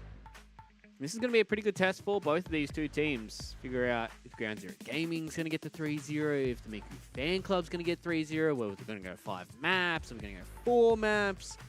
What is the scoreline we're going to see? That's the big question that I've got here, Kev. What is the scoreline? Are we going to go like super deep? Get some ties thrown in there too? That's a big question. I don't think we've. I think map choice is going to be important here as well, because if you're Ground Zero, you can absolutely throw Miku Fan Club off by picking stuff that's not going to be good for the Queen, picking maps that have high ground, low ground geometry that makes gameplay super awkward. Map 5 actually is possibly going to be quite favored for Ground Zero, given that alone. Yep. And Kuffer's willingness to go towards the other tanks. My question initially will be, how much of this game is going to be Orisa versus Queen, or is it going to be Junker Queen Mirror? Because Ground Zero capable of both. And Kuffer locked in the Queen last week as well. He also did play the Orisa, but at the moment, looking like a dead set Mirror, except for, there's actually a few changes on both sides. Ooh, okay. The DPS line more specifically, right? In fact, the Queen and Doom are coming out here on a much more stock standard Sojourn as well as the Genji, whereas we're seeing a little bit more of the variation. I think Mika Fan Club thought they were going up against Orisa, because that would why you would really play the Symmetra, I think. Yeah. Try and just TP into the Orisa, but so far, first blood going the way of Mika Fan Club anyway. Yeah, Frogger was just going up and around the side of this of the Garden Center and just really just obliterated Quinn. He was just trying to stand alone in the background here, and now with the Carnage going forward onto Dooms, he's about half HP. It's going to be hard for him to get away, and unfortunately, he's not able to get away. And that is just 2 free kills here for the Miku Fan Club, and this fight is just consistently and easily going the way here of the Miku Fan Club. There should be more cleanups here as well, because these other members coming through from Ground Zero are not in a good position to back away, except for Quinn, who was already closer to his own team. And the last 2 kills on players that were very far separated. It's an extended team wipe, plus point has already been capped. They're already ticking up on percentage points. And normally I prefer the Ground Zero lineup for, in terms of compositional matchup here. If you're going to go for a Queen Mirror, I generally prefer the Sojin Genji type of look. But Mika Fan Club's ability to find that opening pick, Froggy and Dirty with it, it's going to put Mika Fan Club in a really good spot. Yeah. I think a lot of these mirrors really do come down to how a lot of these opening picks do plan out. So either way, Ground Zero looking to try and find themselves an angle. Kuffer oh so low, gets around the corner. Atlas will drop the beat. They're going to get the Kitsune Rush going as well. So a lot of these ultimates being thrown out here, but it's Romani's able to answer back in with a Rampage. And we're looking at Dooms here trying to get funky with the Dragon Blade. Connects onto one, but it's only onto the Immortality field. They are finally able to get some of these low HP members down at the end of this fight. Kuffer's trying to win the fight against Romani, who's completely purple but completely healthy. And Ground Zero, they threw a lot at the wall, and unfortunately not much stuck. No, Quinn lacked the ultimate there as well. Doom had his blade mostly blocked out by the lamp thrown down by August. And the lake to sound barrier used by Frog on top of Nu putting down the photon barrier, which always makes things super awkward for the other team. There are some big ticket items on the Miku Fan Club side.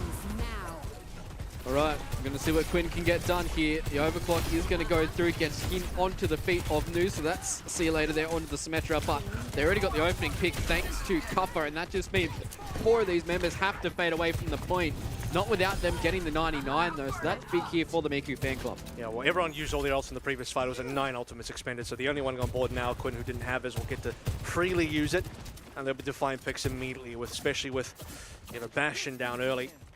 That is a problem for the Miku Fan Club, who have now swapped over to the Mirror. So like I said, I think this is a little bit more common in terms of if you're in a Jungle Queen Mirror, you probably should be playing Sojin Genji, but they got a ton of success playing the Sim Bash instead. Yeah, they did, and it really seems like they're able to just pull the legs out of that competition, but either way now, Ground Zero are the ones in control of the point. All the Miku Fan Club need to do is win one fight from here on out, and they will be able to get guards. So we'll see what it's going to look like as we move forward for the rest of this map as well. A little bit more of that HP coming in from the commanding shout. Suzu goes down nice and early here from the Miku Fan Club. Want to get themselves away from this, which means that Nu's able to walk in, get the kill there onto Kuffer, and with no tank, it's going to be hard for the Ground Zero Gaming squad to stay alive. The Suzu at least keeps them alive for a little bit longer, but with Quinn retreating, it's hard for them to get this done. At least gets one on the way out as a little fadeaway kill for them. They're going to drop the beat as well here from Atlas, so he wants to try and get some of these members coming back into this fight. So Kuffer maybe is able to do something here on the Doomfist, but he gets solo rampaged as well. So with Doomfist, no HP, no healing, no nothing. It's just going to be a lot of these ultimates to see if they can burn some time and maybe see if they can get themselves a lucky little couple of kills, but it will not be enough with everybody trickling in. The Miku Fan Club will get gone. 99-62. A lot of that coming down to the early dominance from Miku Fan Club, the opening picks snowballing heavily. And then on a very important final fight here, we see Kuffer, who was on the Jungle Queen, just get sniped up by Nu, pressured out. And Ground Zero losing the tank early is going to put them down massively. Even with Quinn trading onto Olam, it's not good enough of a trade because Genji for Queen, you lose way harder losing the Queen on the chessboard for sure. 100%. It is all too hard to play without those important pieces. This time around here, it looks like Kuffer's going to try for the Orisa. Maybe And they're obviously, going to try something a little different. Miku Fan Club have no idea what's going to be run here. They could, if they win the coin toss in terms of guessing the 50-50, if they guess it's going to be the Orisa, then the Bastion plus Sim is going to make a lot of sense. I think if you want to be informed about it, you could maybe imagine, okay, well, Kufra and Ground Zero have kind of lost the Queen Mirror now. Maybe their confidence in that mirror is low, which means they probably swap the Orisa, so you want to flip that coin. It's going to be a weighted coin. I weighted think towards the Orisa. even for me as well, the fact that they rolled out on this very exact same squad and they looked good with it. So you might as well just keep doing it the same, even if it is going to be another Junker Queen Mirror. You already won that out the first time around. See if you can do the same thing here once again. Reminding though, he does have to be careful up against the turret form coming in from Quinn. Atlas though loses his life early on here to Romani. Quinn's able to get one back here by taking down Frogger. Now Cup to get him a kill on the Olem. Finally, Ground Zero going to have a stranglehold on this point, but they've lost both of their supports and everybody else is just getting burnt through here from MFC. And they will just take the remaining members with Nu getting the triple kill on the Symmetra. Yeah, that was huge. I mean, Kufra sacrificed his life essentially to kill Olan because he got taken down super low. Yeah. A lack of healing, unfortunately, means that with Kufra down, the entire backline of Ground Zero is open. Romani's still alive, and having a tank, but especially having a Jungle Queen alive versus no tank on the other side, when Jungle Queen is so individually tanky through sustain, you don't have the burst because you're low on numbers on Ground Zero's side. It's a very difficult fight to win. Yeah, 100%. So Ground Zero now, they do have the window to try and play around with. They're going to drop the Photon Barrier, try and cut Kufra off from his team. He's still nice and healthy. He's going to throw down the Terror Surge. Just the damage, gets the double kill. Not before Romani's able to get through him, though, by taking the knife, ripped back. Ground Zero have control of the point. It seems like they have control of this fight as well, with Doom taking down the late kill onto Romani. And it looks like Olam's just trying to get himself away to a healthy spot. They might just let Olam go at this stage. They got the cap anyway. And Olam's going to be able to rejoin the team, so it would have been too risky to dive on in. Beyond that, I think August misplaced his ultimate. You could see that the window was pushed super far forward, and nobody from Miku Fan could realistically use it. All right, the artillery goes down, doesn't really do all too much, pushes them at least off of the window, but They weren't using window anyway. Yeah, they're just going to respect it anyways. We do hear one of these ultimates coming through. Once again, it was the Rampage, and that just means the Kufra goes down to the Carnage at the end, but it's Quinn turns back around, gets the double kill. This is all by the left click of his gun. Does get dealt with by Romani, who's coming and been able to deal with more of these members of Ground Zero, not without losing their own though. So just going to try and eke out a bit more of this percent is Atlas, and will get dealt with by Frogger, and with Doom coming in as well, they lose two members and no recontest for a little bit now. Quinn is just too good with low numbers, and that's the problem. Is like, okay, you got a lot of kills there. Quinn, decent trades, but losing Kufra, who is no longer to be in the way to stop Romani. Romani on the Queen can just start cleaning up. It's just too hard for the rest of Ground Zero to take down this Queen. So that's going to be a difference maker. See what the artillery is going to come down here. They're going to rush him down. Quinn might die here. Oh, that was a beat that had to be used there to keep Quinn alive, and this is unfortunately just not the team fight you wanted to use it in for Atlas and Ground Zero. They are stuck behind the 8-ball, especially after losing out here onto Doomed as well. They have to be careful. Getting TP'd on by Nu, and that just means that Romani can walk in as freely as he would like, push them back to spawn, and MFC ahead on the percent as well. Doom are going to swap over towards the Sim as well. So they want to be able to make their own plays with TPs. It's not going to be as good as what Nu can offer his team on Miku Fan Club. And now that you're going to have a ton of ultimates on the side of Miku Fan Club, they're in a commanding position to take down this map. 2-0 on Lee Jung. You'll be able to start big as well, I think is the big thing. The Photon Barrier completely cuts the window in half. With Nu walking forward with this commanding shout, it's going to feel pretty healthy.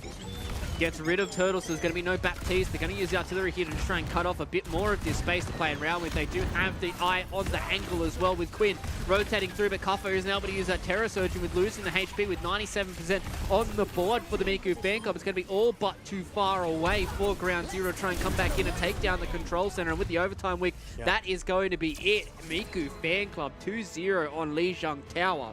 The first map of the series. That's a rough start for Ground Zero because both of the good looks that Ground Zero showed last week, they've been defeated now.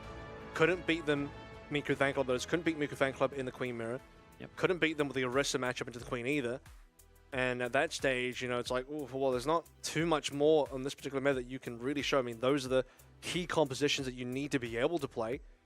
Ram's not relevant here anymore. You don't really want to play Ryan, so it's like, well, there's not too much else you can go towards. I mean, Kufra is known for the ball, but you need to find some really good ball maps, and ball's probably not going to be relevant until at least Flashpoint, which by that time, if you don't find a winning matchup, you're going to be down 0-2 in the hole. It's going to be a very rough rest of the series if that's the tale that you're looking at here for Ground Zero. And it feels like that was probably the only real moment that we saw Ground Zero have a modicum of success, right? It really did feel like off the back of Quinn having the only ultimate available, the Overclock got a little bit of work done. And as you said, losing out on multitude of these compositions is going to be very, very hard for Ground Zero to try and pull this one back. As we did hear from Color Hex from, you know, Honeypot, it feels like the Miku fan club are definitely going to be those second runners, but are they really that much further ahead on Ground Zero than this? I think Romani is just too dominant on this character. Yeah. When we already saw how good he was when it wasn't a Queen meta, now that it is, it's just free real estate really for Romani. So when you're this good at one particular hero, and the hero is actually relevant in the meta, it's just bad news for everybody else. But I do think, you know, maybe there's... I have personally have seen at an extremely high level, Hungry Spark playing Dallas Fuel, where a Doom composition beat down a Jungle Queen composition, and that was versus arguably the best Jungle Queen player in the world in Harbin. So you can beat Jungle Queen. Even it's like, you want to talk about good Jungle Queen players, we can talk about the #1 player in the world at that specific hero losing to a Doomfist comp. So it is possible, but I don't know if Ground Zero are going to be good enough to be able to pull that off either. That's, you know, I don't know if they practice for that. Like, is that something they need to have already in the pocket that they've specifically prepped? It's definitely looking difficult. I'm going to spoil the map because I want to talk about it. Eichenwalde is going to be it's going to be more difficult for the Jungle Queen. So this is what I said earlier. You can definitely pick around the Jungle Queen in terms of forcing maps that are not going to be favorable. Now, A point is still going to be good for Jungle Queen, but once you get to B is where Ground Zero have to hold on and win. This is where the Orisa is going to be stronger. This is where the Sim TP strats for the Jungle Queen to allow Romani to access high ground is going to be pivotal for Miku fan club. If you play around the TPs, I think you need Ana here as well. This is a position where Ground Zero need to add the Ana back to the lineup. You want to counter the Jungle Queen, play the Ana, put in the Orisa, have some high ground dominance, play the long range game, and abuse the fact that Jungle Queen comps cannot climb walls. They cannot ascend high ground easily. Yeah, and I think this is one of the issues, maybe correct me if I'm wrong, maybe this was one of the maps that we were looking at for Miku Fan Club versus Mud Dog, right? Maybe this was one of those maps, maybe it was a Honeypot map. I'm not quite sure, but I do remember an Eichenwalde where you said those exact same lines. The Jungle Queen composition had a lot of issues. And we'll see if this will be the same tale this time around here for the Miku fan club, or whether or not Ground Zero are going to be able to find some other special source. But it looks like right now they are going to be on the attack. I think this map is dependent on Nu. Nu is the difference maker on this map 100% because he's the Sim player, and the Sim is going to be what really allows you to overcome the geometric differences, difficulties of this map. So all eyes on Nu. He's got to be the one to pull out some really good stuff here on the Sim. And if I'm Ground Zero, I'm focusing on shutting Nu down. I'm focusing on messing up the TPs, really shooting down and focusing down the TPs, having that Ana throw a Bionade on top of the TP straight away. There's nothing on the side of Miku Fan Club that can block that, which means that if you're Miku Fan Club and the Ana comes through, you need to have Augur swap with the Kiriko and have that Suzu prep because it's the only thing that's going to save you. Yeah, walk through the TP, throw the Suzu on the ground, hopefully you catch the Bionade, and that's going to be everything that you're going to need here. So it seemed like we had some issues going into game, so hopefully we get into that nice and quickly, ladies and gentlemen, and try and figure that out. But yeah, I really hope that we see Ground Zero tighten up their boots and really get into this series and knuckle down, because it really does feel like that, you know, obviously, as we've already said, Romani is a fantastic Jungle Queen player and has really been able to do a lot of work with that composition. And I mean, surely Ground Zero come into this understood the assignment, but it just seems like that he's just far too dominant right now, and maybe this is the best way for them to get a bit of confidence back in themselves, is going on to maps where it is a lot harder for the Jungle Queen to play around. And I think, like, if you win here, it doesn't really matter what Miku Fan Club pick for map 3. That's the thing about these new game modes, is there's very little maps in them, and what maps there are available, especially for both our new gamers and Push and Flashpoint, the differences in the maps are not enough to really dictate different compositions. So you're gonna just get what you're given here. There's no real strategy behind whether you're picking New Junk City or Servasa. It's just whatever you feel more confident in terms of practice time or whatever it is. And Ball is viable on Flashpoint. Kufra is an extremely good ball. I don't know if you want to risk it versus Romani, but at this stage, you need to find some winning matchups. And they've, unfortunately, on Lee Jung been, you know, they're 0-2 down on both matchups.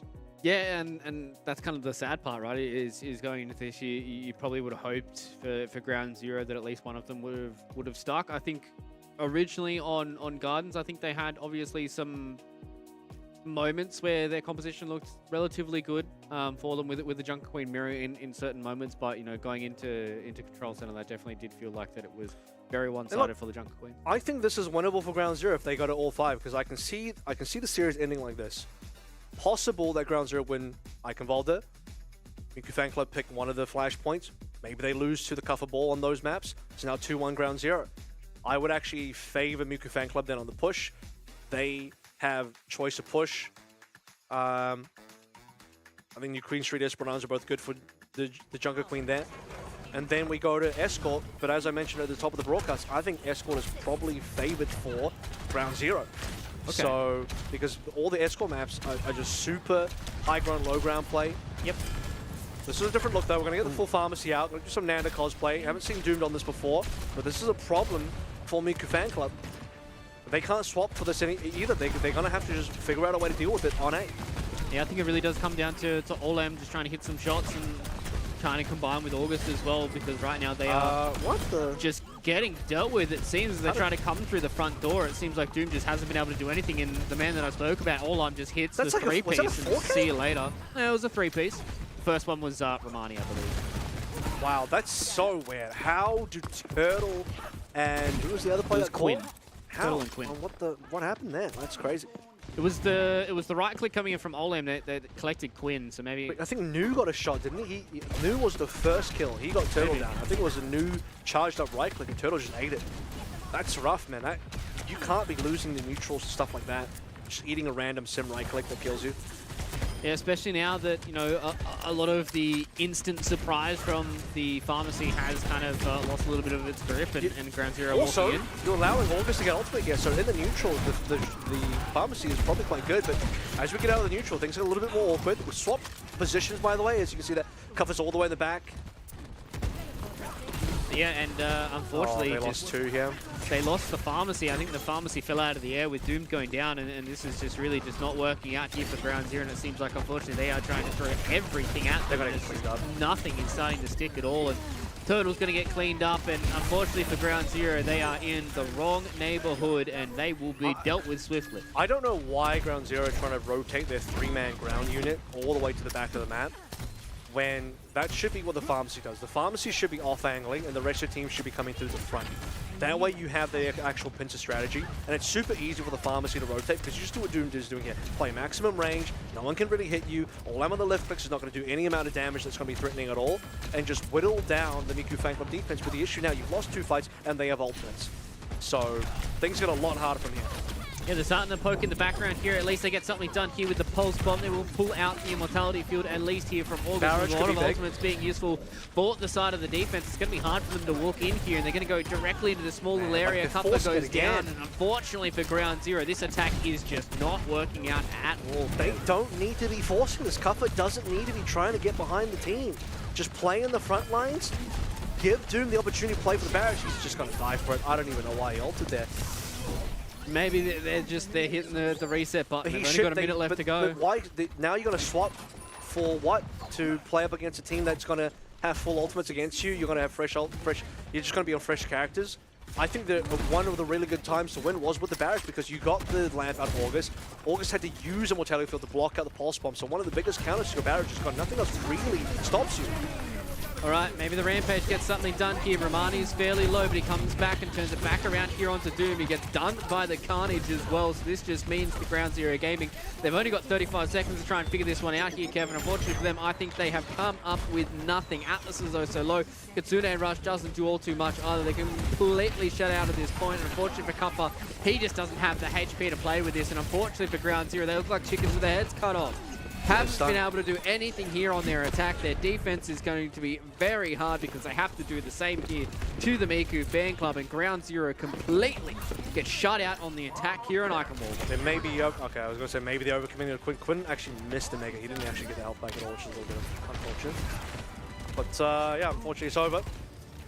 Happy to call it. No ultimates on board for Ground Zero at all. Miku Fan Club full control, 5 versus 4. Cuffer dead, he's done. Yeah, this is done and dusted. Stick a fork in them, because they are done here on their attack at least. And they're done on the defense as well. And I can tell you the reason for that is because Ground Zero are going to be forced into playing A only. Their strength on this map was only going to happen on B. I had this whole talked a whole bunch about what they need to do on B. Not going to see B because they never capped A. Yep, which very, means very their win true. condition for Icon Volta is now dead in the water. Yeah, it is a little bit of a sad tale. They look lost on this map. Yeah. I actually respect the Pharmacy comp because it's one way you can sort of like, as an attacking team, relatively safe counter versus the Jungle Queen comp because the Queen comp can't do anything against the Pharmacy. Note when Adam was playing Queen and Nanda was in the Pharmacy, that was the one time when Nanda he looked like his normal self, unstoppable. Nothing could really do anything against him because that's what the matchup is. Queen does nothing to the Pharmacy. And all you got to do is, exactly like I said, your Pharmacy plays off angle from behind, your rest of the team pushes forward, you wait for opportunities, you spam damage till you get Barrage. Barrage is typically always free in this matchup, as in you will get guaranteed value. And then you cap A, and then the rest is fine, because now you're on B, and as long as you're on B, you open your defensive win condition, and then you actually have a pathway to win Icon Volta. But if you mess up your A, the map is essentially done now, because what are they really going to play? Aggressive defense? Okay, cool. You're just going to get TP'd into, and good luck. It seems like they are at a loss about what to actually play here as well, because we are having swaps when there is there's 2 like 1 seconds second left to go. left. They're Yeah, not even cool. going to be in position at this point. Actually late to point as a defense. Wild. Yeah, I could tell even the fact that Atlas as well as Doom took a while to get on their characters in the first place. But now Like, the what fact is that the, they were what is late the to Ash? point, You should be on Sojin here. This is just the wrong hero. we'll have to see if Ground Zero can pull something out of the hat here, because there is plenty of time for the Miku Fan Club to get one tick for this. To be fair, they can play for a draw if they would like to, and unfortunately Quinn is just completely run over the top Ash of. is just a liability. You're on the wrong hero. Of course you're just dead. And this is not looking good here for Ground Zero. Noob's going to try and play around the corner here because Cuffer gets in front of his face. Dooms at least gets one back here, so it is a DPS for a DPS, but they have a long time to get back here, do the defense, but they've at least been able to equalize it a little bit. Big old knife coming in there from Cuffer to get the kill.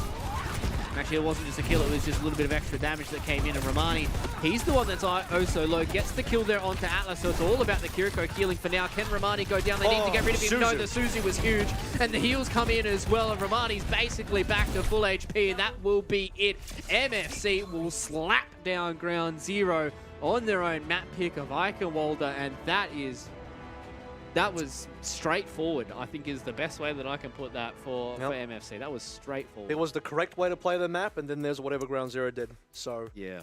That was a rough look. The thing is, for me, I'm extremely disappointed because I thought it just seems like Ground Zero have no idea what they need to do right now. Like that defense to me, they were confused about what they needed to do. But the offense was actually like the first 10 seconds. The offense, you're like, okay, this makes sense.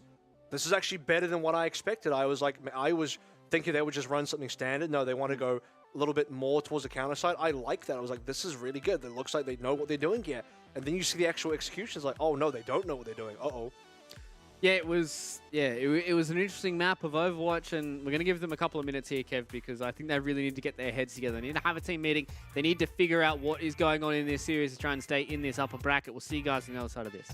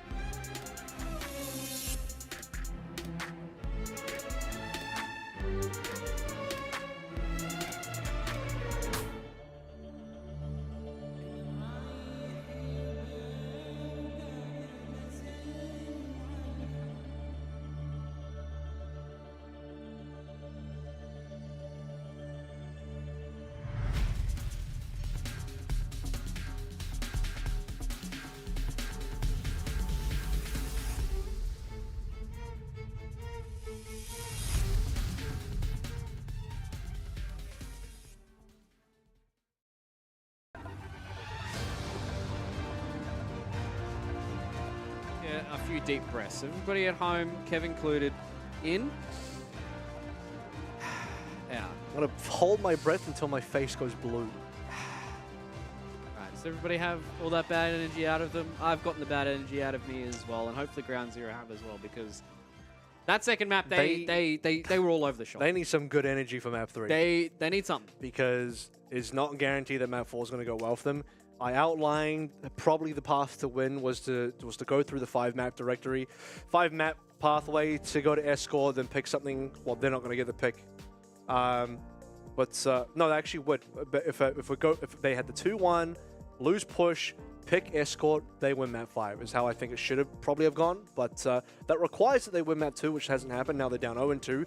And as I said earlier, you're severely down now. You have to try and come back on Flashpoint. I don't know what they're going to play. I don't even know if they're going to play the ball. I don't know if they've practiced it. I know Cover's good enough individually, but your team has to know what they're doing. Yeah, I mean, it's all well and good to have all these compositions, to have all these ideas about counter picks and what have you, but the execution needs to be what needs to come to the forefront, especially on game day. And fortunately, it just wasn't there for that map number 2 in Arkenwalder, and they got decimated. And they've had a couple of minutes. Hopefully, they've been able to have a good little sit down. Cuffer's able to get the boys around and be like, all right, what's going on? What's happening? Let's get this done. Let's figure it out. Just a Junker Queen. Let's get this series underway. We're going to go to New Junk City. Might be extremely fitting that Junker Queen has been the queen of this series so far. Yep.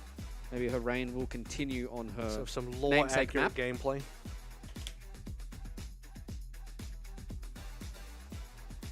I'm very curious as to what Ground Zero will do here, because we've already seen that basically I think the Junker Queen is off the table now for Ground Zero. I don't think they should try and play that mirror anymore.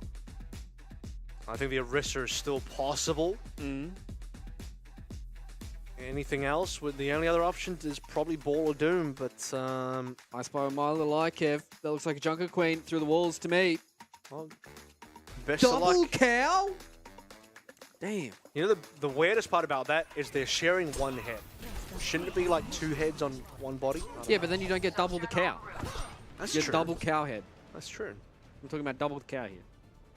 Genetic marvel. Oh, look at the read coming through from Miku Fan Club. They're not playing Sebastians like they expected the mirror. So they put themselves in a good spot, and News put himself in a good spot here with the first rail going through the hearts of Ground Zero fans, going through the heart of Turtle as well. That will be another kill going the way. 2 supports done. This first fight is over before it even starts. Cuffer at least gets something back on News, not just going to farm ultimates on them, but everybody else is being farmed instead. So with A point opening up, the first bit of percent will go the way of MSC. I mean, this is exactly why you don't play the mirror into Miku Fan Club. I think they're just far better on the mirror. Maybe far better, generally speaking. A little bit of taxi back from Frogger. And we're off to the races as everyone across the board is going to be reasonably far ahead on ultimates compared to the counterparts. Well, I should say that the Doom, Quinn, and Cuffer actually have done pretty well. Let's see if they continue doing well. Yeah, well, Life is not looking good though. I was going to say, Cuffer's doing pretty well to get himself into a position of hurt. They've done a bit of damage there onto Olan, who does have to try and back out. The dash comes in here from Doom, trying to see if they can commit onto some of these members, get those resets going. But it isn't what they're able to get just yet. These ultimates are starting to rack up for the side of MFC. They're going to have the Kitsune Rush early on here, which they can turn back around and get them done. But it doesn't matter because Gwyn says no, thank you. Takes down his counterpart Indu. Kitsune Rush will come out here from August. They want to try and win this 4 versus 5 on this point as well. They win this fight. Flashpoint 1 will go their way, but Quinn gets to an early overclock. Wants to see if he can find some heads. Does a lot of damage with it. Gets the 2-piece off of 1 rail. Says see you later to the Miku Fan Club. Beat or not will not matter. And they finally win a fight here on New Junk City. Yeah, Quinn carried the hell out of that fight for sure. He gets the opening pick onto Nu and gets the overclock, has a collat kill, and that's all she wrote. I mean, Cuffer might have died in that in the actual arena pit as well because Orchestra is down at Kitsune Rush, and you're thinking that Cuffer's going to get run down, but he lives, man. He just actually survives. If Cuffer dies, I think Miku Fan Club have a real option to stay in this one. Worst of all for Miku Fan Club, they dropped double support ultimates, didn't get anything out of it, so now Ground Zero actually ahead in ultimates. They can snowball this one all the way. Yeah, that's the big thing, right? The fact that, Frogger drops a beat and doesn't do much with it, but it looks like he's able to turn it back around and getting the kill there. Maybe Doom can do something here with the Dragon Blade. Gets one kill there onto August. They want to try and commit this Kitsune rush. They want to try and get this first flash point so they can get the snowball rolling. Amani goes down. Nu's the only one that gets something done. Overclock turns back around, takes down Doom as well, gets the second onto Quinn, looks for the third and gets it done with the help of his buddy Frogger. And it all doesn't seem to matter when the tanks go down if you still win the fight at the back of your DPS. I mean, Kuffa going down early there is just tragic. I don't know how in these situations where Kuffa looked like he should have died in the arena a full fight ago, then, you know, when you just expect him to live, he somehow just gets instantly picked off in a 5v4. They do actually trade Romani, but by that stage, things are really looking down for Ground Zero. And Ground Zero didn't get, well, they did use a sound barrier, but that was after Kuffa died to at least find a trade. So things still end up going back the way of Muka Fan Club, and Muka Fan Club can just find the better one picks. I mean, Quinn got the pick onto Nu a little bit earlier in that, ended up snowballing to something significant, but somehow Muka Fan Club would just kill Kuffa. Yeah. So even though the rotational advantage went the way here of Ground Zero, the Miku Fan Club still are able to get here just in time. You have the Rampage at the ready here for Kuffa. Wants to try and find a good angle for it. Goes directly into the background here. Doesn't do much with it. And because he doesn't connect on his abilities, he doesn't get the tankiness from the HP. And Romani will punish him nice and quickly. Nu survives on a sliver of HP. And Ground Zero crumbled to pieces. I mean, at minimum, Turtle should have to come in with a save. You need to have a little bit of the disengage available. Atlas needs to come in and peel as well. There's just, I mean, this is comfortable for Miku Fan Club, obviously. Yeah. As it's the second time in a row, Kuffa just randomly dies. Looks like they're having fun with it right now. And I mean, there's a reason why a lot of people are looking towards the Miku Fan Club to be the ones that will contest quite a little bit later on in the fall series. Romani, though, oh so low. Does dodge out onto the knife, which is nice and lucky, but Nu gets one done here with the rail as well. With both DPS down there is all your damage out of the window, and Kuffa still holding on to this Rampage. Romani's going to be able to come back with him. Speaking of, collects onto 3 members, so they do a lot of damage here by taking down Frogger early on. Olam will eventually get dealt with as well. Turtle wants to try and get this swift step away, doesn't get far enough away from Romani. They almost get themselves lost control of the point, but it's Kuffa who will die late, and another flashpoint looks like it's going the way here of MFC. I respect the want to try and just save that, to try and clutch that one up with the Rampage, and well, I think if Miku Fan Club just play it slowly, you know you get the better numbers. You know you don't have to spend ults here. You have the point under lock. It's not like the point got counter-capped or anything, so yeah, allow Ground Zero to stagger themselves, allow them to throw ultimates into a losing situation, and then just slowly win anyway. Match point. Yeah, we're going to the Junkyard as well here, Kev. One of the harder ones for the Junker Queens, but with the mirror. Ground Zero get there first. They were first on the previous one though, Kev.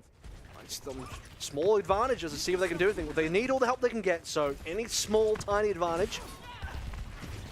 This is it as well, ladies and gentlemen. If they lose this flashpoint, they lose the series. They aren't out of the tournament just yet, but they will go out of the upper bracket with a whimper. Instead of a roar that we're expecting here from Ground Zero Gaming, we thought with this roster they had, they were going to be able to do the damage, but Nu just snipes out Turtle. Says, see you later, looking for Atlas as well. He's stuck behind this little bit of junk, and unfortunately for Ground Zero Gaming, that will be all they will see. There's a couple of rails going into their faces, and unfortunately, percent ticking up once again for MFC. I mean, Quinn outplayed MFC in the first fight on Arena, but since then it's all been Nu. Yep.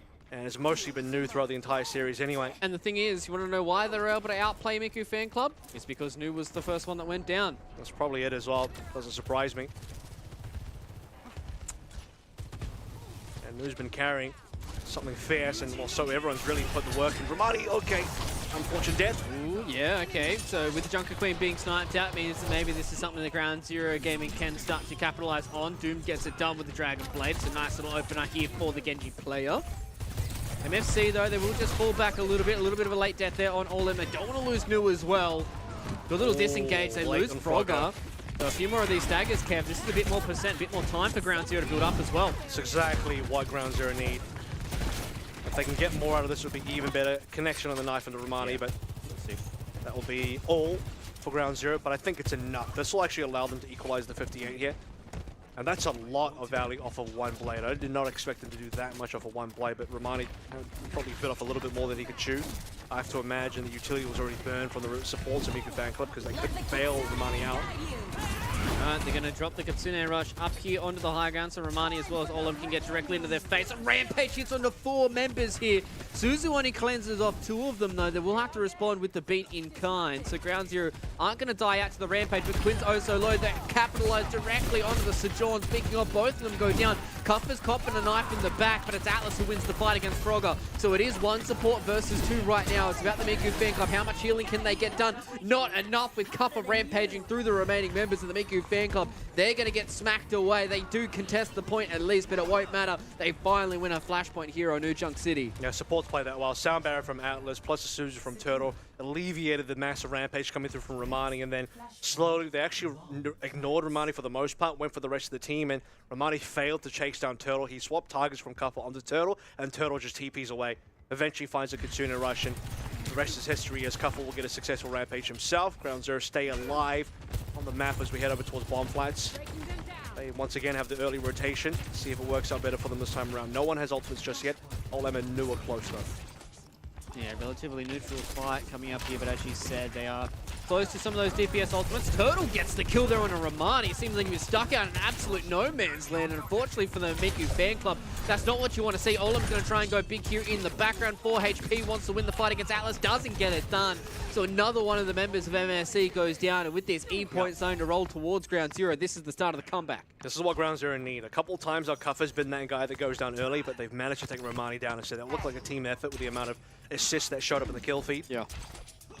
So Ground Zero, early rotation, early pick, early fight win, early cap, and now they just need some ultimates to back it up, and they might be able to take us to 5, at least on this map.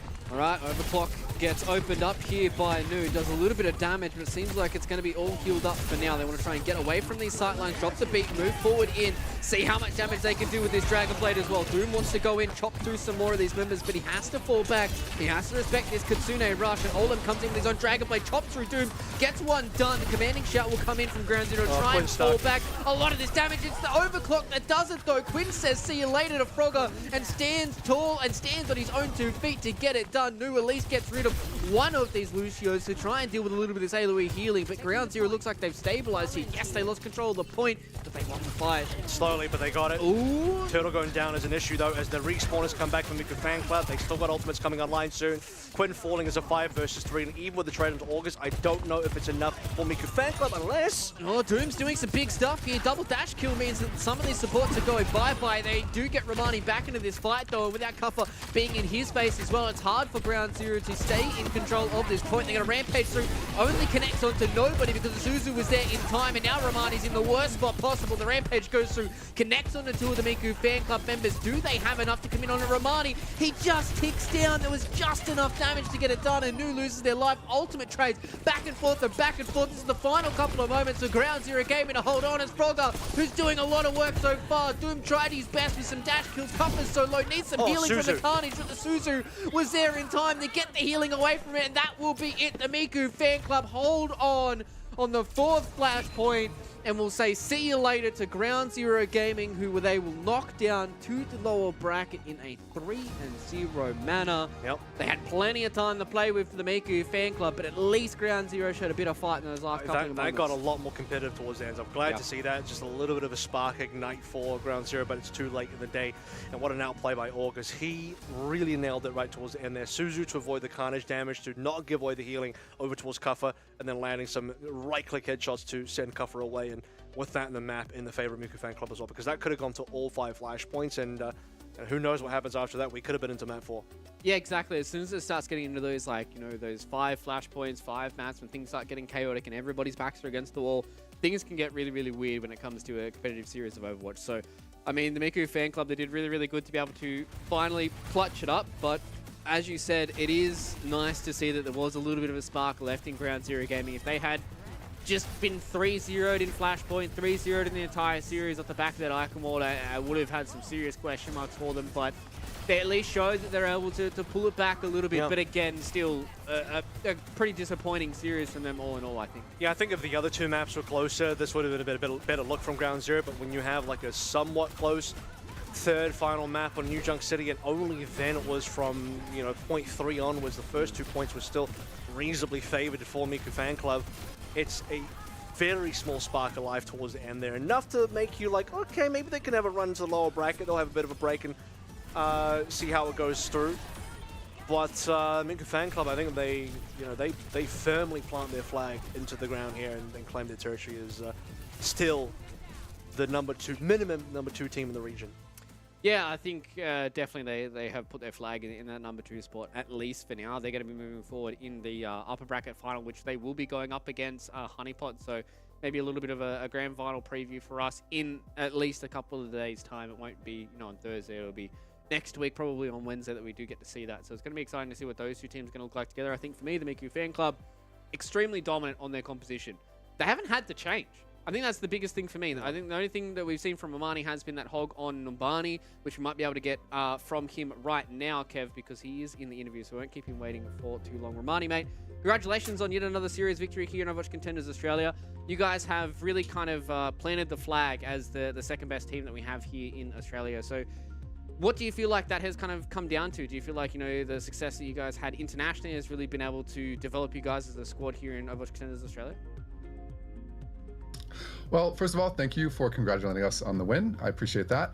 I want to say that this meta has been quite the upset. We've seen things like Orisa be very strong, especially with Alari just coming out. The high 3 DPS basically has been a really strong composition. However, what's really gone in favor for us has been the switch to more of a JQ composition that most teams have tried out and have had success on. I'm very, very confident on my ability as a JQ player and as being a leader in my team. So all those factors really played into us being able to just have a dominant performance today. Do you expect a little bit more out of Ground Zero coming into this one, because their team looks a little bit upgraded, and we get a little bit of the Cuffer Junker Queen from last week, but it seemed like they were outclassed by you guys in the series, where pretty much 3 maps straight you just dumpstered them. Yeah, to be honest, I did expect a little bit more out of GZG, especially considering last season how close it got versus them. It's kind of disappointing, but that's just how the ball rolls. Excuse me.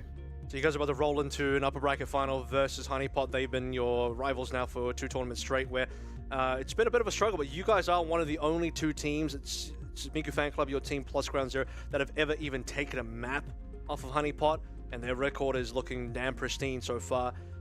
They've been styling through 3-0s without any real signs of stopping. So anything different about this particular tournament? You think the meta shifting more in your favor is going to help you out here? I think it'll be a big help for us in our next match against Honeypot. I think it's finally going to be a match where we all feel confident, we all feel ready, we all feel prepared to take on Honeypot. I'm very confident that we'll be able to take at the least 1 map. I think we can beat them. Just to put it out there. I'm super excited to see what you guys are able to put up against Honeypot, because so far, from what we've seen, not many teams have really been able to get close to them. So congratulations once again here, Romani, and we're really looking forward to that upper bracket match as well. Appreciate it. Thank you so much, you guys. Thanks, Thank man. you. Always love hearing from Romani. He's always well-spoken, very succinct, gives us really good answers. I've done a lot of interviews with a lot of players, and it is a wide spectrum when it comes to getting answers from players. So I always am quite grateful when I get a player who actually puts a lot of thought into their answers and gives us quite a lot. And I think, he talked about it as well, and we've touched on it already so far here on the desk, this meta really does favor them quite a lot. And even when we talked to Colorhex, he said, this MFC team are really, really strong on their composition. And I think that is a big plus for them going forward, is the fact that this composition works really well for them. And I think it's going to be easy for Honeypot to read what Miku Fan Club are going to do, but at the same time, I don't think Miku Fan Club are going to need to change anything. I think they can just continue playing this comp. You can absolutely play this comp everywhere. There's essentially not a map where you can't play it on. Well, you can talk about the fact that Numbani, he was forced to swap over towards the Hog as a different look. So maybe Numbani ends up being the weakness. We'll see, as I'm sure Honeypot will have to... They'll be able to figure something out if they know that the Hog is no longer a mystery. They know that it exists. So that will be interesting when they finally match up in the upper bracket to see if the gap is finally closed, how much it has closed. It will still be a difficult match for the side of Miku Fan Club. Honeypot, as we mentioned earlier, until they go down, until they look like they might go down, it's safe to just continue betting on them. Yep. And, it's good that the meta has shifted in favor of Miku Fan Club, because that might be what's required to close this gap. Yeah, exactly. I think it really does. You kind of have to just stack up as many advantages as you possibly can to go up against Honeypot. But either way, we have to wait a little bit before we do sink our teeth into that series, before we say goodbye to you guys at home today as well. It is time for our Macca's play of the game. That is right. Our Macca's play of the game for our second and final series here on the Wednesday is going to go to Mr. Quinn. Another one of the non-victors today. Nice little 3K. This was the first dominant fight that we saw coming in from Ground Zero almost throughout the entirety of the series, and this was off the back of Quinn just hitting some nice shots. I think this was the first moment you look at Ground Zero, it's like, okay, something's happening here. Like, maybe this is not going to be a super one-sided map for the side of Ground Zero. That was a collat. Exactly, yeah. It's huge collat. By the way, it just came through before Frogger could land the sound barrier. And sound barrier ended up being a solo sound barrier onto Frogger. It could have been a multi-sound barrier, at least on 3, but yeah, Quinn played this fight super well. Unfortunately for Quinn, though, New came in much stronger a little bit later on this map, but it was one good moment for Quinn here. And Quinn had, I think he also had at least one good fight on one of the other maps playing Sojourn as well. I think it was on Lijiang. Yeah, Quinn has probably arguably been one of the best Sojourns that we've had here in Australia across multiple different tournaments. So it is always nice when you get to see these players back on their signature heroes. But unfortunately for Ground Zero, it was a little bit too little too late, I think, in that entire series. Their first two maps really were not close or competitive at all. And then they did start to turn it up here on New Junk City, but, I mean, they were already... Once they were down 0-2 on the map itself, you know, they have to reverse sweep the series, but you have to reverse sweep the map. It's like, you know, you didn't see any of the real fire in the first two rounds, first two camps on the flashpoint. So, you know, it's late in the day in the series, late in the day in the map. Yeah, and it is quite disappointing that it took them so long in the map and so long in the series to be able to warm up into a series that, honestly, you know, looking at it, I think most of us really probably would have been looking at that as a 5-mapper. But, I mean, that's the way the cookie crumbles sometimes. And that's what happens when you're in competitive sports, and competitive esports itself is you kind of need to show up on the day. And if you don't, then things like this can happen. But either way, it is time for us to start talking about our Macca's MVP. I was talking a little bit too much, Kev, so I didn't actually hear the name. So it's going to be a surprise for you, me, and everybody at home. So let's bring it up. Let's see who our Macca's MVP is going to be. It's going to be Mr. New today, who was pretty impressive when it comes to, you know, just shutting people down with that Sojourn. Just looked like such a dominant player today, I think. Absolutely. I think New had Quinn's number for the most part. I think New had the number of everyone on the side of Ground Zero for the most part as well. It's and he's got an important job on this team because, you know, maybe not as much in the series, but you will see it in future series and versus teams that are going to be bringing the Orisa out. But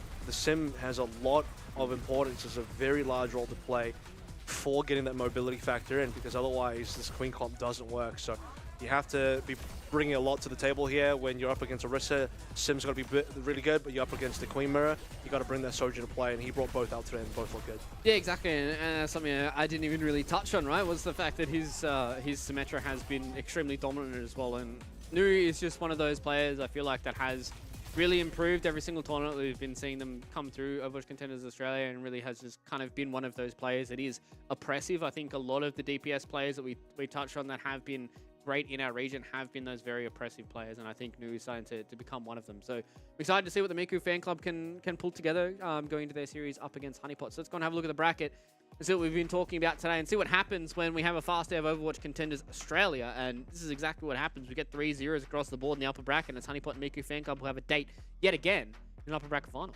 And Ground Zero order means that somebody misses out on top 4 very early on, as these are two teams that I think can definitely make an argument for it, but one team will guarantee to be missing out.